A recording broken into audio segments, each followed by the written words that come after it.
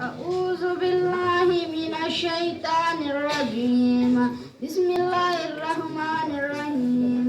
سبحان الذي يسرى بعبده ليلا من المسجد الحرام إلى المسجد الأقصى الذي باركنا حوله لنريه من آياتنا إنه هو السميع البصير. وآتينا موسى الكتاب وجعلناه هدى لبني إسرائيل ألا تتخذوا من دوني وكيلا ذرية من حملنا مع نوح إنه كان عبدا شكورا.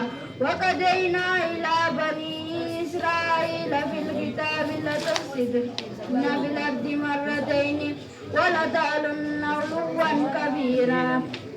فإذا جاء وعد أولاهما بعثنا عليكم عبادا لنا أولي بأس شديد فجاسوا خلال الديار وكان وعدا مفعولا. والسلام عليكم ورحمة الله وبركاته. وعليكم السلام ورحمة الله وبركاته. تكبير. الله أكبر.